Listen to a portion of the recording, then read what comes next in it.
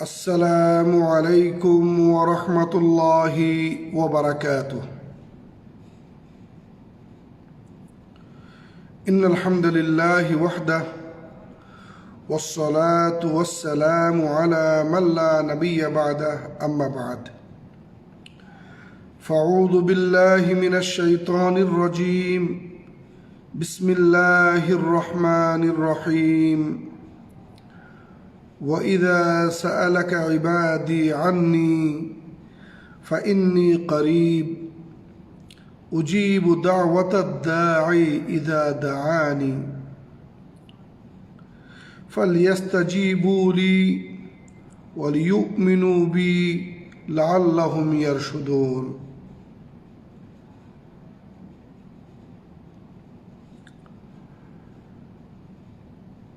সমস্ত প্রশংসা, গুণগান ও তারিফ মহান আল্লাহ রাব্বুল আলামিনের জন্য। দুরূদ ও সালাম বর্ষিত হোক আমাদের প্রিয় নবী মুহাম্মদুর রাসূলুল্লাহ সাল্লাল্লাহু আলাইহি ওয়াসাল্লামের প্রতি। সম্মানিত সুধী মণ্ডলী, প্রাণপ্রিয় ভাই ও বোনেরা, আজকে আবারও অত্যন্ত গুরুত্বপূর্ণ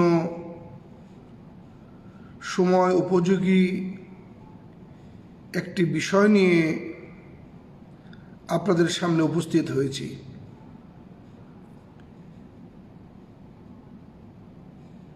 সেটি হচ্ছে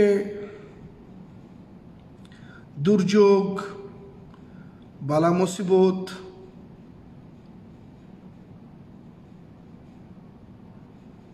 থেকে পরিত্রাণে দোয়ার ভূমিকা।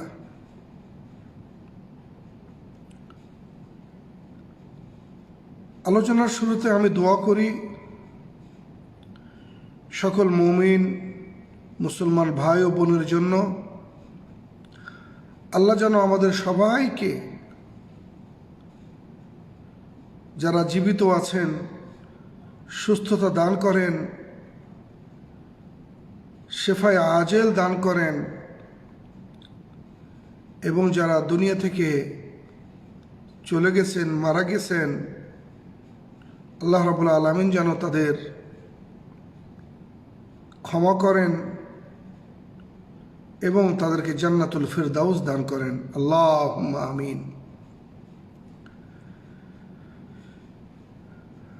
আমি আরও দোয়া করি আল্লাহ রাব্বুল আলামিনের দরবারে, আল্লাহ রাব্বুল আলামিন যেন আমাদের মুসলিম উম্মাকে হেফাজত করেন, রক্ষা করেন। বিশেষ করে আজকের এই দিনে, এই মুহূর্তে আমাদের মুসলিম দেশ, যেখানে মসজিদুল আকসা অবস্থিত, যেখানে সাদ্দুর রিহালের অনুমোদন ইসলাম দিয়েছে, যেখানে একটি সলাত আদায় করলে 500টি সলাত আদায়ের সওয়াব পাওয়া যায়, সেই ফিলিস্তিনে, আমাদের হৃদয়ের ফিলিস্তিনে যে আজকে হত্যাযজ্ঞ এবং নৃশংসতার কারণে আমাদের মুসলমান ভাই ও বোনরা শাহাদাত বরণ করছেন, আল্লাহ রাব্বুল আলামিন যেন তাদেরকে ক্ষমা করেন এবং তাদেরকে শাহাদাত নসিব করেন, এ দোয়া করি আল্লাহ রাব্বুল আলামিনের দরবারে।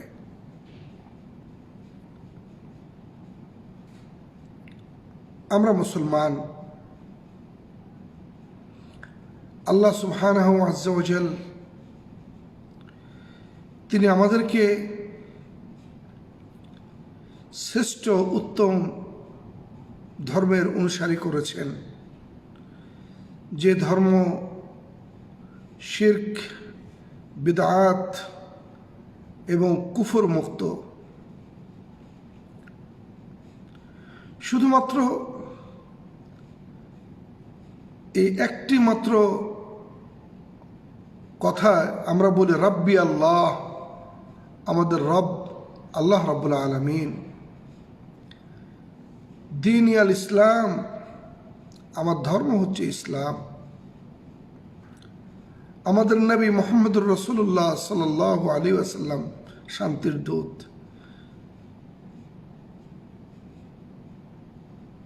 এই কথার কারণে আজকে আমরা অনেকটা বিপর্যয়ের মধ্যে আছি। আল্লাহ রাব্বুল আলামিনের কাছে দোয়া করি, আল্লাহ রাব্বুল আলামিন যেন আমাদের মাঝ থেকে দুর্যোগ, মুসিবত, বালা এগুলো যেন দূর করেন। আল্লাহুম্মা আমিন। আজকে কথা বলবো দোয়া নিয়ে। দোয়া এমন একটি ইবাদত, যে ইবাদতকে বলা হয়েছে মুখুল ইবাদা, ইবাদতের মধ্যে সর্বোত্তম একটি ইবাদত। কারণ বান্দা তিনি সরাসরি দুই হাত উত্তোলন করেন, সেজদায় লুটিয়ে দোয়া করেন সরাসরি আল্লাহ রাব্বুল আলামিনের নিকটে।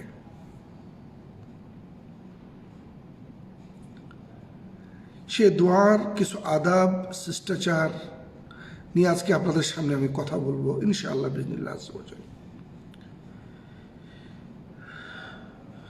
আমরা যখন আল্লাহর দরবারে দোয়া করব, তখন নিজেকে একটি প্রশ্ন করব আমরা, সেটি হচ্ছে আমাদের ঈমান এবং আমাদের ইসলাম ঠিক আছে তো? পাসপোর্টে, আইডেন্টিতে, পরিচয়পত্রে আমার ধর্ম ইসলাম, এতে কোনো সন্দেহ নাই। কিন্তু প্রকৃতপক্ষে আমি কি মুমিন? আমি কি মুসলমান? একটু নিজেকে প্রশ্ন করব, একটু জিজ্ঞেস করব। কারণ আল্লাহ রাব্বুল আলামিন বলেন, ওয়াইদা সাআলাকা ইবাদি আন্নি ফাইন্নী করিব। আমার সম্পর্কে যদি আমার বান্দারা তোমাকে জিজ্ঞেস করে, হে মুহাম্মদ, আপনি বলুন যে আমি খুবই নিকটে রয়েছি। উজিবু দাওয়াতাদ দাঈ ইযা দাআনি। যখন কেউ আমাকে ডাকে, আমার কাছে প্রার্থনা করে, আমার কাছে চায়, আমি তার ডাকে সাড়া দিই। সুতরাং ফালইস্তাজিবু লি, এটা অত্যন্ত গুরুত্বপূর্ণ অধ্যায়। সুতরাং তারা যেন আমার ডাকে সাড়া দেয়, অর্থাৎ আমি যা তাদেরকে করতে বলি তারা যেন সেটি পালন করে। ওয়াল ইউমিনু বি, এবং তারা যেন আমার প্রতি ঈমান রাখে, বিশ্বাস রাখে, ঈমান আনয়ন করে। তার অর্থই হলো এই যে মহান আল্লাহ সুবহানাহু ওয়া জালকে যখন আমরা ডাকব, তখন আমাদেরকে চিন্তা করতে হবে যে আমরা কতটুকু আল্লাহ রাব্বুল আলামিনের ডাকে সাড়া দিয়েছি, আমরা কতটুকু ঈমানের অধিকারী।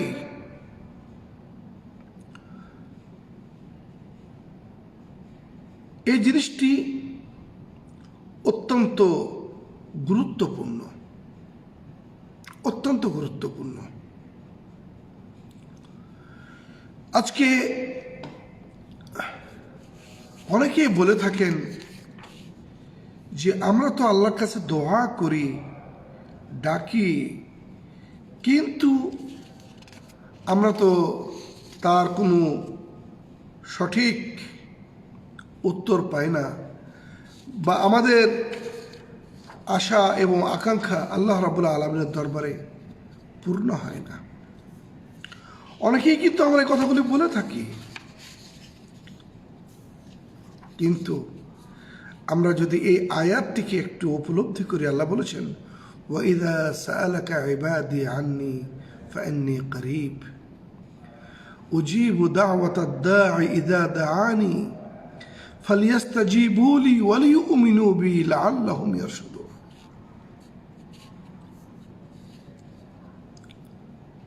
আসুন, এই আয়াত থেকে স্পষ্টভাবে প্রমাণিত হয় যে আল্লাহর নিকটে দোয়া করার আগে নিজেকে সংশোধন হতে হবে, নিজের ঈমান এবং আমলকে সংশোধন করতে হবে।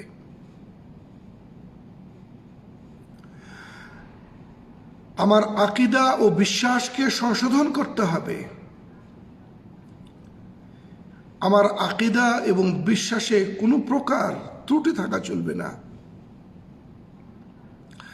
আমার আমলে ত্রুটি থাকা চলবে না।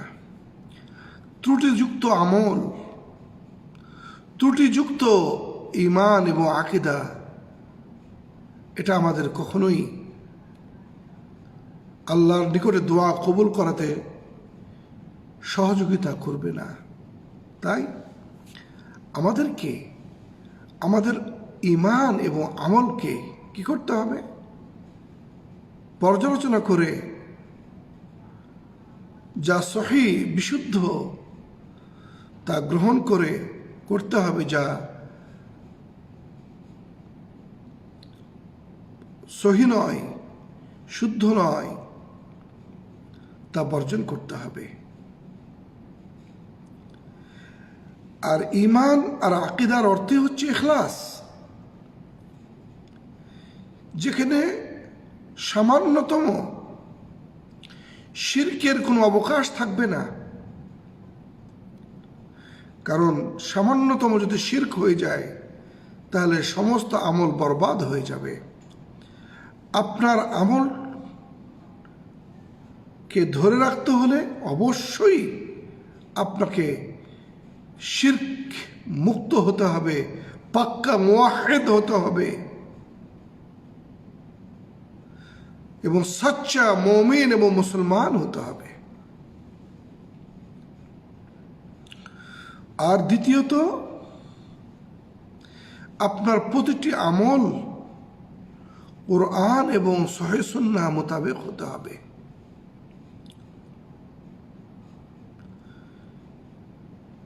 এই দুটি শর্তই আল্লাহ রাব্বুল আলামিন এখানে বলেছেন ফালইস্তাজিবু লি।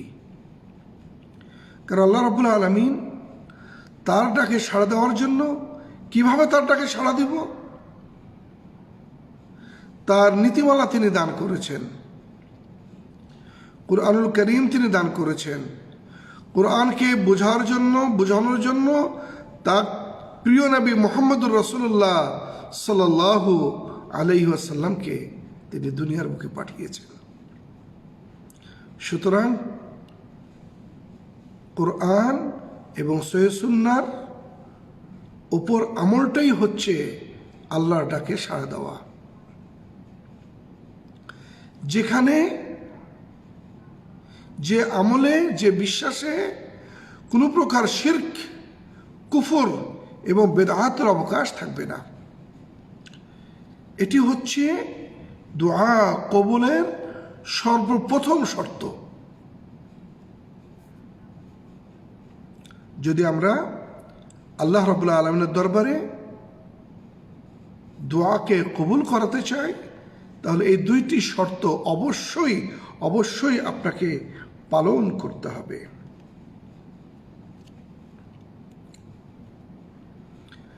দ্বিতীয় শর্তটি হচ্ছে,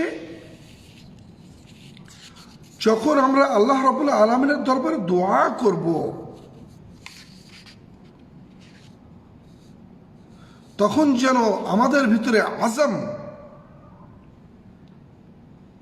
পুখতা ইরাদা থাকে যে না, আল্লাহ রাব্বুল আলামিন আমার এই দোয়াকে কবুল করবেন। তাই তো আমরা যেন কখনো এই দোয়া করার মুহূর্তে এটা না বলি আল্লাহ চাইলে কবুল করবেন, না, এটা আমরা বলবো না। আল্লাহ কবুল করবেন এই আস্থা ও বিশ্বাস আমাদের থাকতে হবে।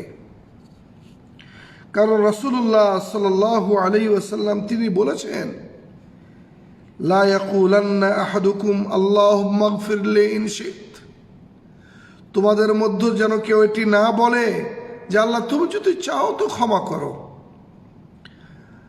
আল্লাহুম্মা আরহামনি ইন শিত, আল্লাহ তুমি যদি চাও তাহলে ক্ষমা করো, এ কথাটিও যেন তারা না বলে।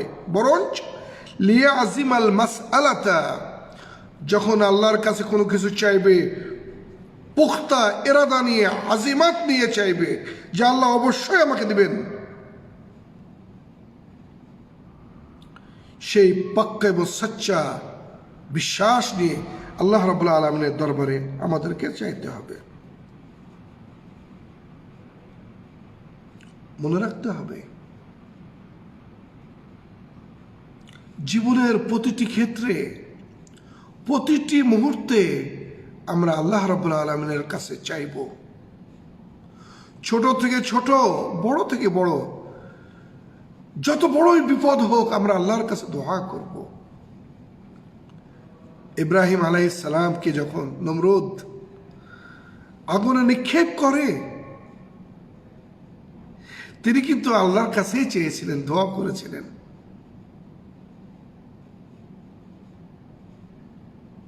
আল্লাহ রাব্বুল আলামিন তাকে সেই জ্বলন্ত আগুনকে বারদান ওয়া সালামান বানিয়ে দিয়েছিলেন, শান্তিদায়ক একটি জায়গা বানিয়ে দিয়েছিলেন। আমাদের প্রিয় নবী মুহাম্মদুর রাসূলুল্লাহ সাল্লাল্লাহু আলাইহি সাল্লাম বদরের যুদ্ধে মাত্র ৩১৩ জনকে নিয়ে বদরের প্রান্তরে যখন যুদ্ধ চলে, তিনি আল্লাহর দরবারে দোয়া করেছিলেন। আল্লাহ সুবহানাহু ওয়া তাআলা তার দোয়া কবুল করেছিলেন। দোয়া মুমিনদের সবচেয়ে বড় হাতিয়ার, বিশাল বড় পাওয়ার এই দোয়ার মধ্যে আল্লাহ দান করেছেন। সুতরাং প্রতিটি ক্ষেত্রে আল্লাহর কাছে চাইতে হবে। আল্লাহ রাসূল সাল্লাল্লাহু আলাইহি ওয়াসাল্লাম তিনি বলেছেন, ইদা সাআলতা ফাসআলিল্লাহ, যদি কোনো কিছু চাও তো আল্লাহর কাছেই চাইবে। ওয়া ইদা ইসতাআনতা ফাসতাইন বিল্লাহ, কোনো বিষয়ের সাহায্যের প্রয়োজন হলে আল্লাহর কাছে সাহায্য চাইবে।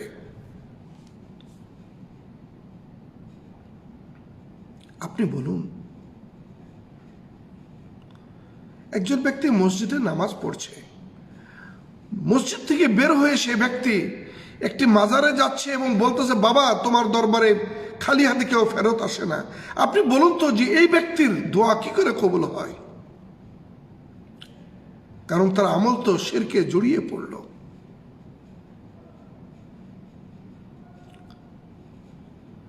একজন ব্যক্তি নামাজও পড়ছে কিন্তু সুদ এবং ঘুষ থেকে নিজেকে বাঁচাতে পারছে না, মিথ্যা কথার মধ্য দিয়ে ব্যবসা করছে, অন্যের সম্পত্তিকে, বিশেষ করে হকদার হককে হাতিয়ে নিতে এবং হকদারকে বঞ্চিত করতে এক মুহূর্ত দেরি করছে না। আমলে ত্রুটি, কিভাবে আল্লাহর দরবারে সেই হাত এবং মুখটা কবুল হয়? যতক্ষণ না সে তওবা করে।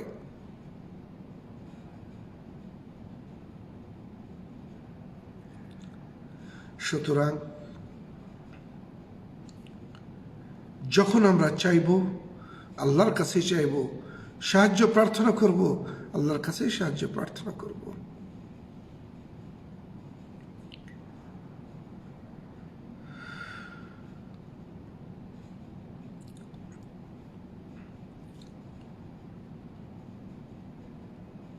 আল্লাহ রাব্বুল আলামিন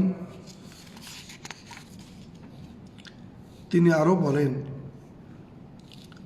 এটা হলো ৩ নম্বর শর্ত, যখন আমরা আল্লাহ রাব্বুল আলামিনের কাছে চাইব অত্যন্ত বিনয়ের সাথে, নম্রতার সাথে, খুশু এবং খুদুয়ের সাথে আমরা চাইব এবং গোপনে চাইব।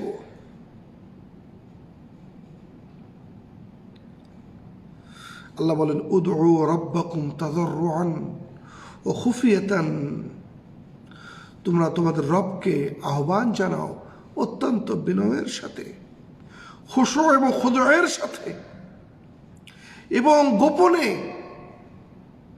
নিরিবিলিতে। কেউ দেখবে না, দুনিয়ার কোনো প্রাণী, দেখবেন শুধু আল্লাহ রাব্বুল আলামিন।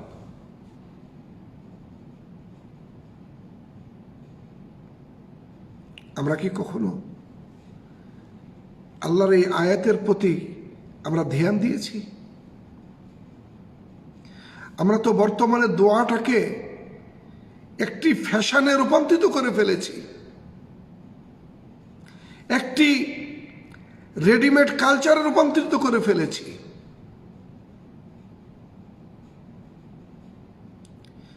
ফলে এই দোয়া হয়তো আল্লাহর দরবারে পৌঁছায় না। আপনি দোয়া করুন, আল্লাহর কাছে চান, হৃদয় থেকে চান, চোখের অশ্রু ঝরিয়ে চান, গোপনে চান, নির্জনে নিভৃতে চান।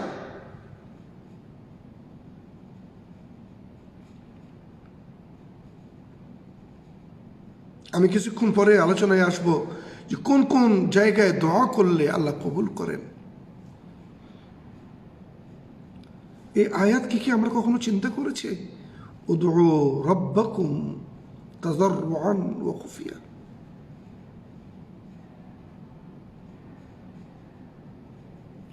সুতরাং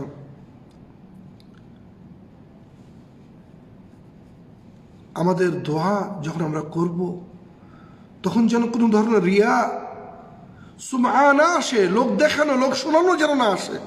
আফসোস, আজকে অনেকেই এইভাবে হাত তুলে চিল্লিয়ে চিল্লিয়ে দোয়া করে, অনেকে সেলফি তুলে ভিডিও করে। আফসোস, দোয়ার একটি আদাব আছে, সেদিকে মেনে চলুন। আল্লাহর কসম, যে তিনটি শর্ত বলা হলো এখন পর্যন্ত, এটি যদি আমরা পালন করতে পারি, আল্লাহ নিরাশ করবেন না। কারণ আল্লাহ তো বলেছেন উদউনি আস্তাজিব লাকুম, আম্মান ইউজিবুল মুস্তাররা ইযা দাআহ। যখন কেউ দুর্যোগ, বিপদ, বালা, মুসিবতে পড়ে এবং আল্লাহ বলে চিৎকার করে আল্লাহর কাছে হৃদয় বিদারক আওয়াজ তুলে ধরে, আল্লাহ ব্যতীত কে তার ডাকে সাড়া দেয় বলুন তো? কেউ সাড়া দেন আল্লাহ ছাড়া? কে তার বালা মুসিবত দূর করে আল্লাহ ছাড়া? সুতরাং সে আল্লাহ রাব্বুল আলামিনের কাছে যখন হৃদয় বিদারক আত্মনাদ ফরিয়াদ তুলে ধরবেন, তার আগে নিজের আমলকে সংশোধন করুন, নিজের আকীদা এবং বিশ্বাসকে সংশোধন করুন, নিজের আখলাককে সংশোধন করুন, নিজের চরিত্রকে সংশোধন করুন, নিজের মুআমালা এবং লেনদেনকে সংশোধন করুন।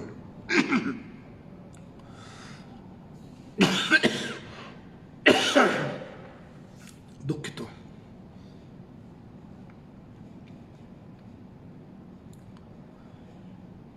দোয়া বিশাল বড় ভূমিকা রাখে। ইউনূস আলাইহিস সালাম, তিনি তার সামান্য একটু হয়তো কোনো কারণে সন্দেহ হয়েছিল, তার কওমকে ছেড়ে তিনি চলে যাচ্ছিলেন, মাঝ সমুদ্রে বিপদ আসলো, বারবার তার নামটা যখন উঠে তাকে নিচে নিক্ষেপ করা হলো, একটি হুত তাকে গিলে ফেলে, সে অন্ধকারে আল্লাহ রাব্বুল আলামিনের কাছে তিনি দোয়া করেছেন আর বলেছেন, রব্বানা যালামনা আনফুসানা ওয়া ইল্লাম তাগফির লানা ওয়া তারহামনা লানাকুনান্না মিনাল খাসিরিন।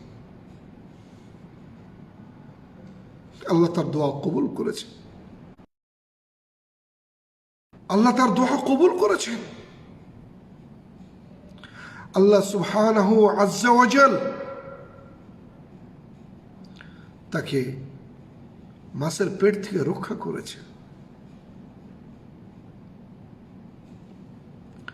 আইয়ুব আলাইহিস সালাম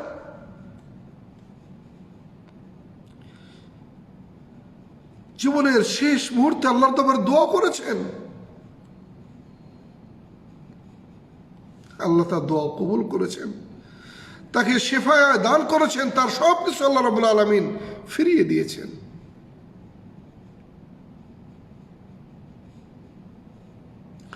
মুসা আলাইহিস সালাম বনী ইসরাইলদেরকে নিয়ে যখন তিনি সমুদ্র অতিক্রম করছিলেন, তার পূর্বেই আল্লাহর কাছে দোয়া করেছিলেন। পিছনে ফেরাউনের দল, আল্লাহ তার দোয়া কবুল করেছিলেন। লাঠির বাড়ি বানার সাথে 12টি রাস্তা তৈরি হয়ে যায়। দোয়া বিশাল বড় মাধ্যম আমার প্রিয় ভাই ও বোনেরা।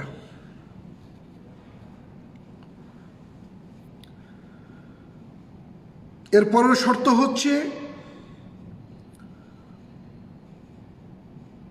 অন্যের প্রতি অন্যায় অত্যাচার করা থেকে বিরত থাকুন। অন্যের প্রতি কখনোই কোনো অবস্থাতে অত্যাচার করবেন না, অন্যায় করবেন না। কথার মাধ্যমে, কর্মের মাধ্যমে, নির্যাতনের মাধ্যমে, আত্মসাতের মাধ্যমে কখনোই কারোর প্রতি জুলুম করবেন না। রাসূলুল্লাহ সাল্লাল্লাহু আলাইহি ওয়াসাল্লাম তিনি বলেছেন, আদ-দুআ মালাদুল মাজলুমিন, দোয়া হচ্ছে মজলুমদের নিরাপদ আশ্রয়। দুর্বল মানুষদের দোয়া ছাড়া তো আর কিছুই থাকে না। সুতরাং এই মাজলুমরা যখন দোয়া করে আল্লাহর দরবারে, সঙ্গে সঙ্গে কবুল হয়ে যায়। আল্লাহ রাসূল বলছেন, ওয়াত্তাকি দাওয়াতাল মাজলুম, মাজলুমের বদদোয়া থেকে নিজেকে রক্ষা করো, কারণ ফাইন্নাহু লাইসা বাইনাহু ওয়া বাইনাল্লাহি হিজাব, আল্লাহ এবং তার মধ্যে কোনো পর্দা থাকে না, কবুল হয়ে যায়। সুতরাং জুলুম এবং অত্যাচারের মনোভাব থেকে বেরিয়ে আসি আমরা সবাই। আমরা কাউকে জুলুম করবো না, কারোর উপর অত্যাচার করবো না, এই অধিকার আল্লাহ আমাদের কাউকে দেন নাই।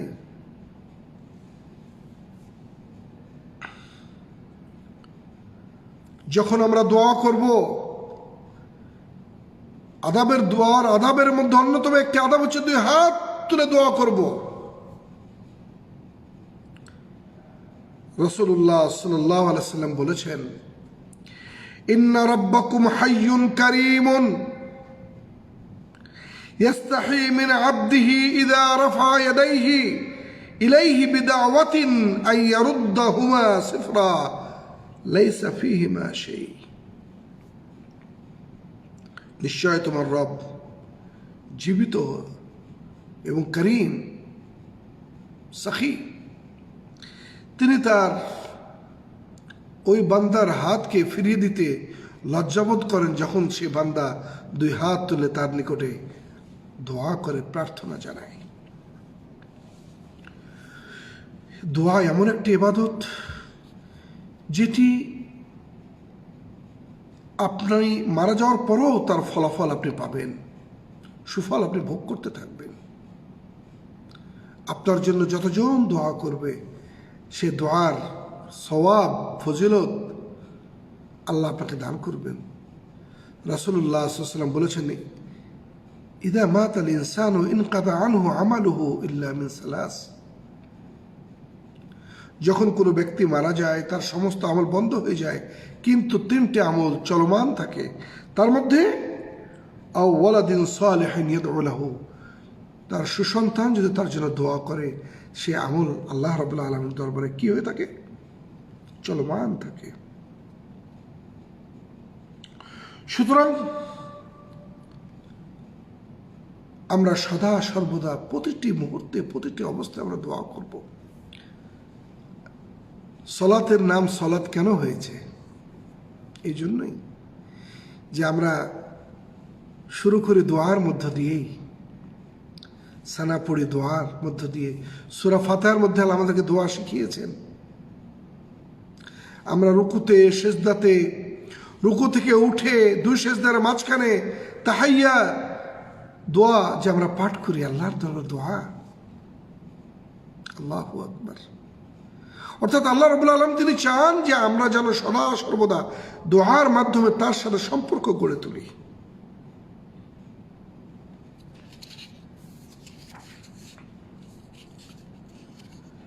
দোয়া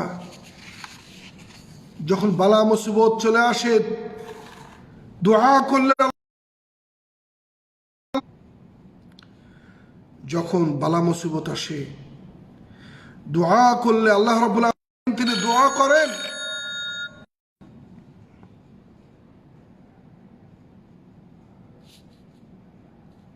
দোয়া করলে দোয়া কবুল করেন।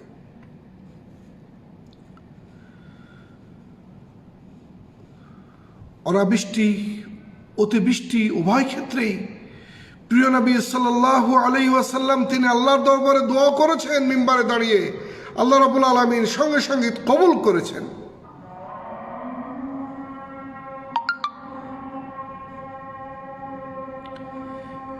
আল্লাহ রাব্বুল আলামিন আমাদের প্রিয় নবী মুহাম্মদুর রাসূলুল্লাহ সাল্লাল্লাহু আলাইহি সাল্লামকে খালি হাতে ফেরান নাই। আমরা তার উম্মত, আমরাও যদি দোয়া করি তিনি খালি হাতে ফেরাবেন না। আমরা জানি না আমাদের তকদির আল্লাহ কি লিখে রেখেছেন, কিন্তু আমরা দোয়া করলে আল্লাহ রাব্বুল আলামিন আমাদের তকদিরটাকে তিনি ভালো করে দিবেন। আল্লাহ রাসূল বলেছেন, লা ইউরাদ্দুল কাদা ইল্লা দুআ, তকদির পরিবর্তন হয় দোয়ার মাধ্যমে। সুতরাং এই দোয়া বিশাল বড় ভূমিকা রয়েছে আমাদের জীবনে। আমরা এই দোয়াটাকে সঠিকভাবে করার আমরা চেষ্টা করব ইনশাআল্লাহ বিইজনিল্লাহি আযজা ওয়া জাল।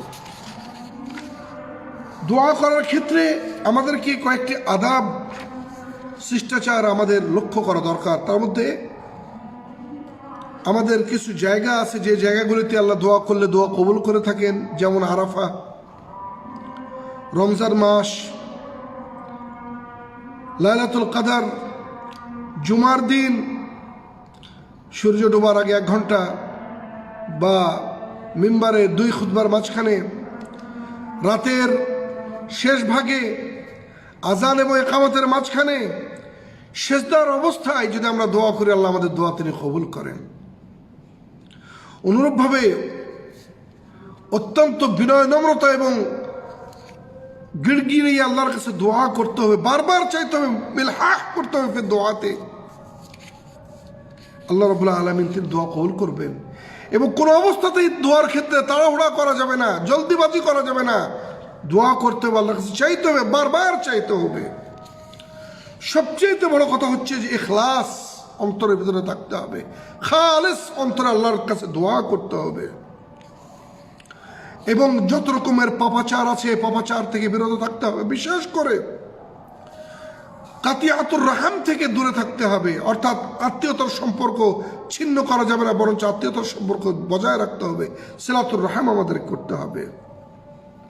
কিবলামুখী হয়ে পবিত্রতা অবস্থায় দোয়া করা উত্তম যদি সম্ভব হয়। এবং যখনই আমরা দোয়া করব তখন আমাদের অন্তর থেকে আমরা যেন দোয়া করি ইনশাআল্লাহ। আল্লাহ রাব্বুল আলামিনের মেহেরবানিতে তিনি আমাদের দোয়া কবুল করবেন। আমরা যত বড় মুসিবতে থাকি তিনি উদ্ধার করবেন। তিনি ছাড়া আমাদের আছেন বা কে? তাই আসুন আমরা আল্লাহ রাব্বুল আলামিনের দরবারে সদা সর্বদা দোয়া করব এবং আমরা আমাদের মনের আশা আকাঙ্ক্ষা পেশ করব। এবং আমাদের উপরে গোটা মুসলিম উম্মার উপরে যে মুসিবত আসছে আল্লাহ যেন সে মুসিবত থেকে আমাদেরকে রক্ষা করেন, হেফাজত করে, সেই জন্য আমরা সবাই মিলে দোয়া করবো আল্লাহর দরবারে। যার জায়গা থেকে আমরা দোয়া করব, আল্লাহর কাছে দোয়া করি আল্লাহ রাব্বুল আলামিন যেন তিনি আমাদের সকলকে যে কথাগুলি বললাম দোয়া সম্পর্কিত, সে কথাগুলোর উপর আমল করার তৌফিক দান করেন এবং সেভাবে দোয়া করার তৌফিক দান করেন, যেভাবে দোয়া করলে তিনি কবুল করেন। এ বলে আজকের আলোচনা এখানে শেষ করলাম। ওয়া আলাইনা ইল্লাল বালাগ ওয়া আখির দাওয়ানা আলহামদুলিল্লাহি রাব্বিল আলামিন। আসসালামু আলাইকুম ওয়া রাহমাতুল্লাহি ওয়া বারাকাতুহু।